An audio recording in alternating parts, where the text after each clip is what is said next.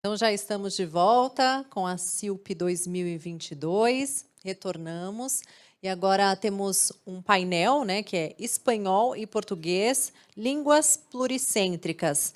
Desde já agradeço quem está nos acompanhando, quem está acompanhando a CILP 2022, online, né, está no canal do YouTube da OEI. Mais de 600 pessoas acompanham o evento neste momento, e a gente agradece a participação de todos. Bom, então temos esse painel, né, Espanhol e Português, Línguas Pluricêntricas, e dentro desse tema teremos abordagens diferentes.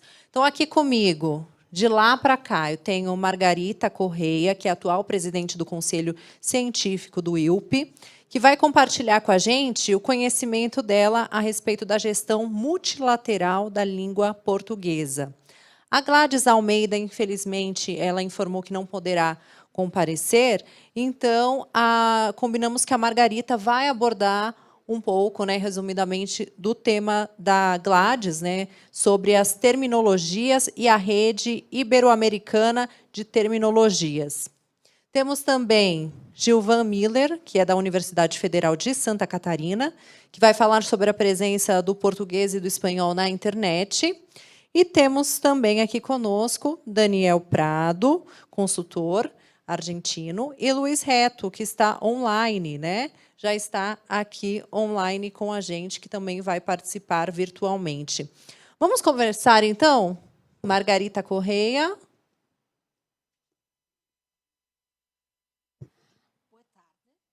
Boa tarde. Esta apresentação é minha e do Incanha em Tumbo, que não pode estar presente por questões de agenda e, portanto, eu vim fazer esta apresentação. E, no fundo, vimos aqui um pouco contar como foi construído a gestão multilateral da língua portuguesa a partir do ILP desde 2010 até hoje.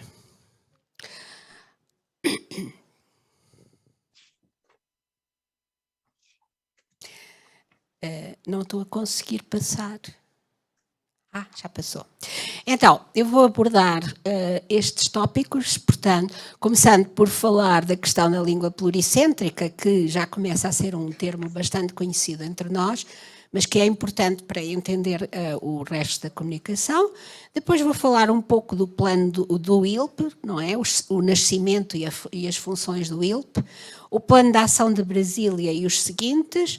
Vou falar um pouco mais detidamente sobre o VOC e o PPP-LE, que são dois programas, dois projetos do ILP e que foram os primeiros projetos a corporizar uma visão de gestão multilateral e de língua pluricêntrica.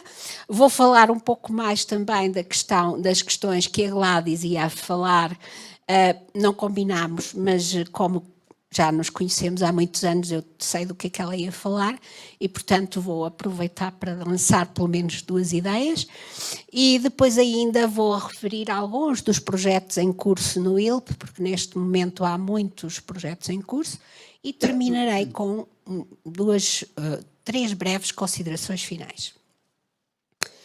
Então, a língua pluricêntrica, a definição que vos trago é uma definição simplificada daquela que é proposta pelo Michael Klein, de 1992. O conceito parece ter sido cunhado nos anos 70 e diz que a língua pluricêntrica é um idioma com variedades padrão.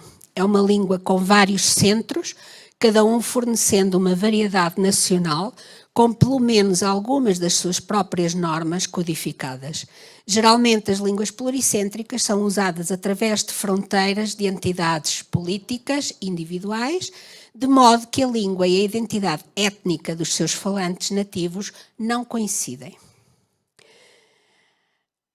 Só chamar a atenção para os dois termos, pluricentrismo, pluricentricidade. Pluricentricidade, digamos assim, é o facto objetivo de uma língua ser pluricêntrica. O pluricentrismo, tal como as palavras em ismo, acaba por já comportar no seu significado a ideia de um sistema de ideias que visa reconhecer, valorizar, promover o pluricentrismo. O Instituto Internacional da Língua Portuguesa foi criado em 1989 e foi integrado na CPLP, cuja criação é posterior, vai fazer este ano 26 anos, é de 1996. Todos os Estados-membros da CPLP estão representados no ILP através de comissões nacionais. E essas comissões nacionais constituem o Conselho Científico do ILP, cuja presidência é rotativa, e neste momento estou eu a concluir o mandato em representação de Portugal. O ILP tem sede na cidade da Praia, em Cabo Verde, escolhida por ser um centro geográfico, digamos assim. Na altura, Timor ainda não estava independente e, portanto, geograficamente, Cabo Verde era o país que estava mais ao centro da comunidade. Eu vou referir, sobretudo, as ações que foram levadas a cabo a partir de 2010, não só por serem aquelas que eu conheço melhor, mas também por serem aquelas que puseram o ILP nas bocas do mundo, ou seja, deram visibilidade a uma instituição que até então tinha pouca visibilidade. E de 2010 a 2014, o diretor executivo do ILP foi o Gilvão Oliveira, que está aqui ao meu lado, e que teve um papel fundamental no lançamento das novas políticas do ILP. Depois tivemos a Marisa Mendonça, de Moçambique, que também fez uma excelente gestão, levando por diante e incrementando a ação que tinha sido iniciada pelo Gilvão, e atualmente temos o Encanha em Tumbo, que tem também incrementado e levado por diante as ideias, os tópicos, digamos assim, diretores da ação do ILP. Também, como a CILP é a segunda conferência, já aqui falámos em conferências, não é? Na importância que elas tiveram. No caso do português, nós tivemos a primeira conferência internacional sobre o futuro da língua portuguesa no sistema mundial, eu tenho sempre que ler porque isto é enorme, foi aqui em Brasília, em 2010, e dela resultou um plano de ação a que eu farei referência daqui a pouco. Depois tivemos uma segunda conferência em Lisboa, em 2013, com o mesmo título. Depois, em terceiro lugar, tivemos uma conferência em Dili, em 2016. E a quarta conferência já deixou cair um pouco do nome, porque se considerou que o futuro é hoje e, portanto, deixou-se cair o futuro e ficámos no presente. Quarta Conferência Internacional sobre a Língua Portuguesa no Sistema Mundial. Tenho aqui algumas, de cada uma das conferências resultou um plano de ação, como estão aqui a ver, e eu vou só aqui mostrar muito brevemente os eixos temáticos dos planos de ação. A primeira conferência tinha 6 eixos temáticos: estratégias de implantação da língua portuguesa nas organizações internacionais, estratégias de promoção e difusão do ensino da língua portuguesa, estado de desenvolvimento do acordo ortográfico, e é aqui que o ILP vai depois fazer a sua entrada, difusão pública da língua portuguesa, importância da língua portuguesa nas diásporas e participação da sociedade civil. Em relação aos outros eixos, vemos que eles começam a ser, os outros planos de ação começam a ser mais restritos e mais encaminhados numa ou noutra direção. O de Lisboa aposta, portanto, preconizou o desenvolvimento científico e a inovação, a língua portuguesa no desenvolvimento científico e na inovação, a língua portuguesa no reforço do empreendedorismo e da economia criativa, a língua portuguesa na cooperação entre países da CPLP e nas comunidades das diásporas, saltou ali, a língua portuguesa nas organizações internacionais, o ensino da língua portuguesa a falantes de outras línguas. Mais um pouquinho. No PADILI houve uma redução já dos eixos temáticos e eles ficaram, o principal foi o primeiro, português, língua pluricêntrica do século XXI, Segundo, ensino e formação em língua portuguesa em contextos multilingües. Depois, o potencial económico da língua portuguesa. E, por fim, como veem, português, língua de cultura, ciência e inovação. Como veem, a questão da ciência vai se mantendo ao longo dos vários planos de ação. E o plano, a última conferência teve lugar online, na praia, e os eixos temáticos já divergiram um pouco daquilo que tinham sido os eixos anteriores. Mantém-se a ciência, a investigação e a inovação, o ensino da língua portuguesa em contexto de mobilidade, mas depois há três eixos que são novos, que é políticas públicas para a promoção da leitura, diversidade na escrita literária em língua portuguesa e depois, no final, tecnologia e economias criativas, cenários emergentes em língua portuguesa. E agora eu vou falar um pouco do acordo ortográfico, muito brevemente, do acordo ortográfico e do plano de ação de Brasília, porque, no fundo, assim, há coisas na vida que se fazem e das quais não se tem noção das consequências.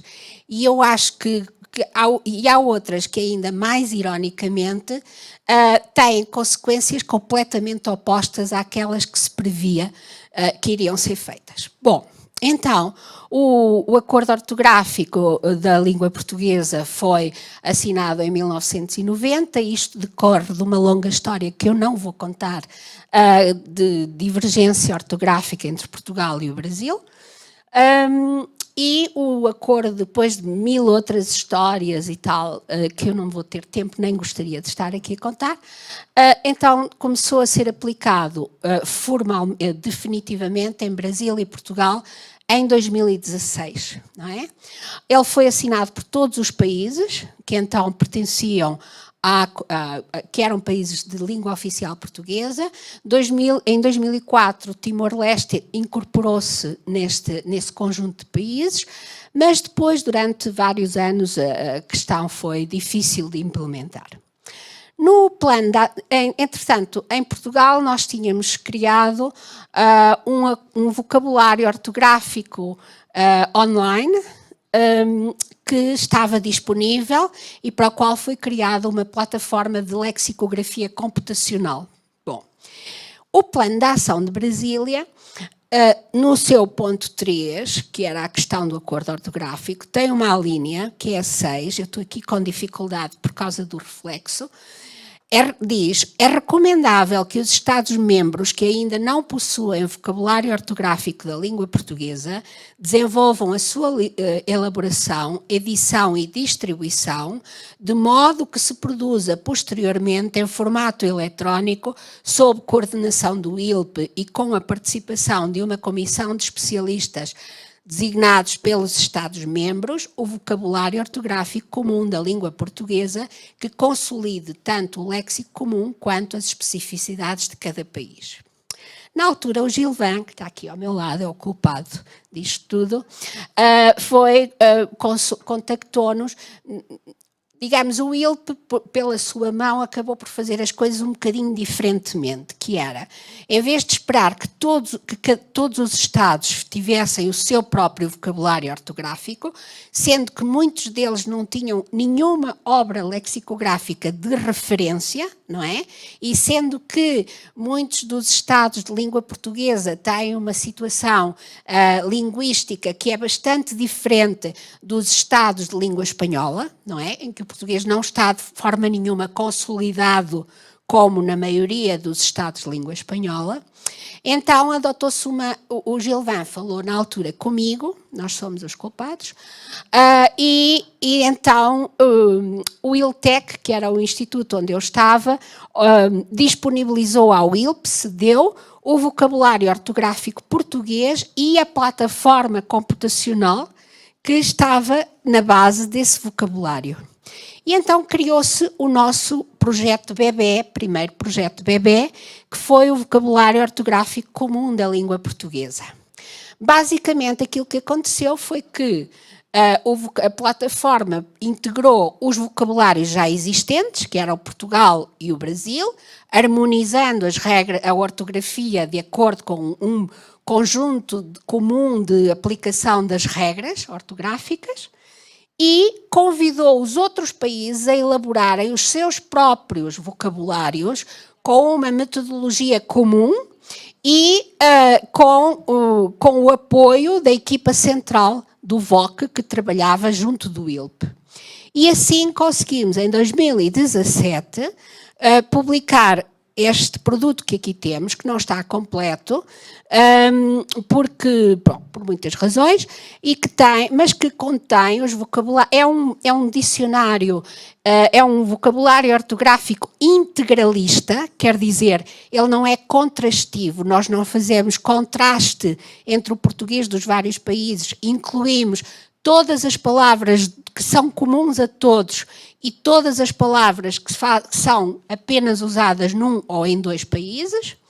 E temos então aqui representados Brasil, Cabo Verde, Moçambique, Portugal e Timor-Leste, sendo que São Tomé e Príncipe tem o vocabulário pronto já há algum tempo e esperamos que ele seja integrado e disponibilizado rapidamente.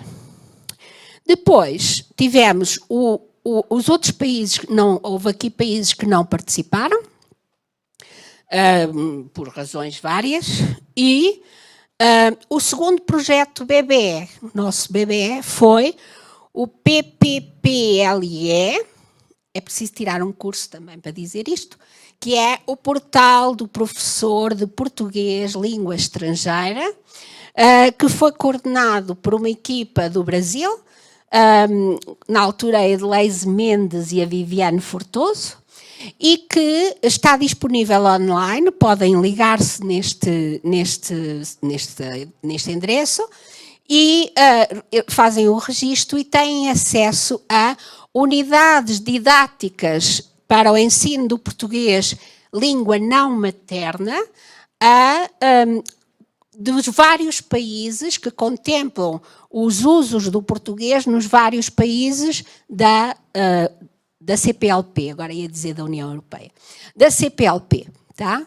E, portanto, pela primeira vez nós temos num único repositório materiais didáticos para o ensino do português para já de Portugal e Brasil, que só isto já é um avanço político imenso ter Portugal e o Brasil a partilharem recursos nas mesmas plataformas. E depois de países que até então não tinham tido a possibilidade de produzir e partilhar os seus próprios materiais didáticos. Entretanto, o projeto a seguir, que eu não tinha aqui colocado porque ia ser... Não, está aqui. O projeto seguinte, que veio no seguimento do vocabulário ortográfico comum da língua portuguesa, foram as terminologias científicas e técnicas da língua portuguesa. É um projeto que temos estado... A Gladys, que ia falar a seguir, é a coordenadora desse projeto, e, portanto, é um projeto que visa colocar online as terminologias científicas disponíveis da seguinte forma: partimos de um termo e de um conceito, obviamente, e de uma área de especialidade, e então vamos colocar qual a denominação que o mesmo conceito tem nas diferentes variedades do português, tá? A Gladys ia também falar de uma coisa que eu ia falar amanhã. Nós temos pensamentos irmãos, não é?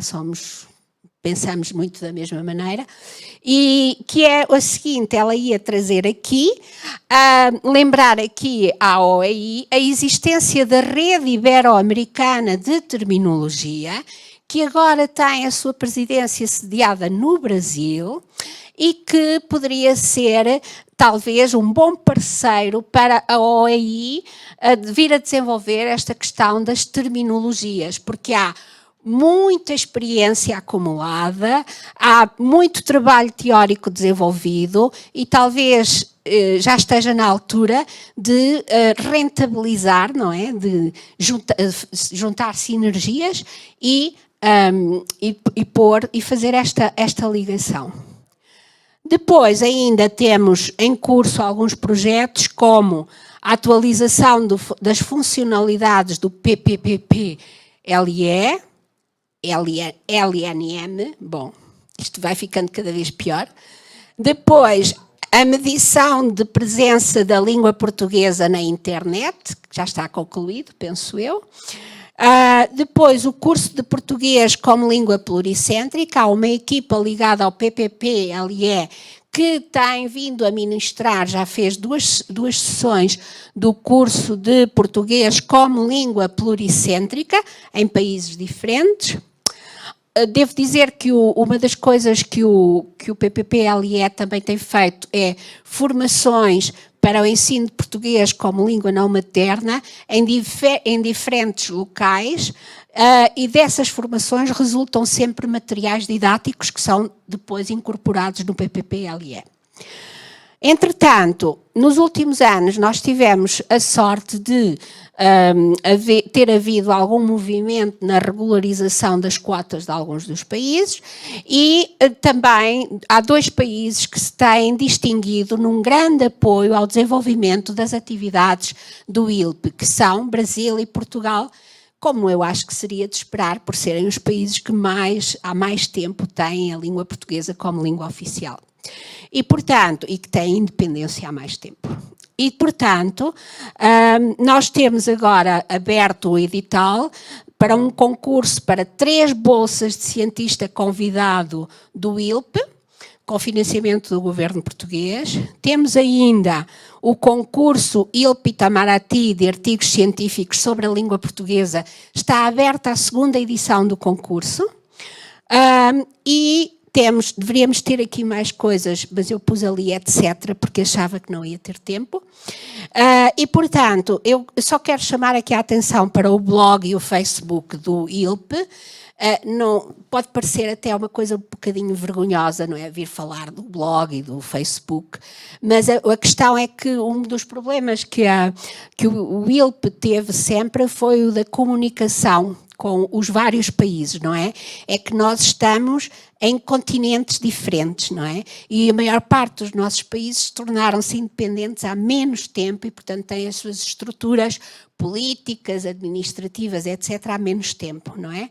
E então, está também em preparação um portal do ILP que venha a incluir todos os recursos que, entretanto, vão sendo produzidos.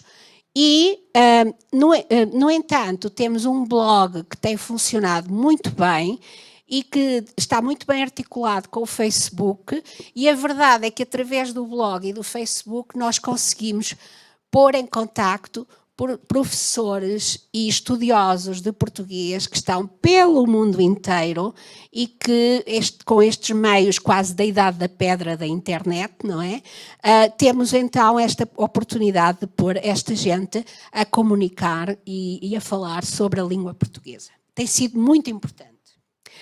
Depois, só para concluir, o ILP hoje é uma instância supranacional de gestão das políticas linguísticas relativas à língua portuguesa, tem vindo a afirmar-se como tal, tem consagrado uma gestão partilhada da língua portuguesa, tem contribuído para a produção de recursos imprescindíveis à internacionalização do português e tem também sido, digamos assim, a sede da aplicação daquela que é a nossa concepção do português como língua pluricêntrica de facto. Bom, e agora sim vou acabar, já tenho ali o alarme, mas não vou demorar muito, espero que não tenha choque elétrico incorporado. Se virem os meus cabelos em pé já sabem que tem choque elétrico. Bom, e então, considerações finais. É fácil fazer isto? Não, não é nada fácil. É consensual? Longe de o ser, até porque as nossas sociedades ainda não assimilaram muitas destas coisas, para além de que todos nós sabemos que há uma deriva política estranha a acontecer em muitos dos nossos países, não é? Portanto, isto não é consensual. É possível, é possível, sim. Vai-se fazendo, não tão depressa quanto nós gostaríamos, não sem erros, cometemos muitos erros, não tão facilmente como de facto gostaríamos, mas é possível e os últimos 12 anos têm provado que sim, que é possível. Muito obrigada pela vossa atenção.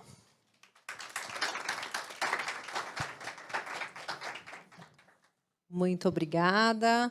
Agora eu passo a palavra, então, para o Gilvan Miller, da Universidade Federal de Santa Catarina, que vai falar sobre a presença do português e do espanhol na internet.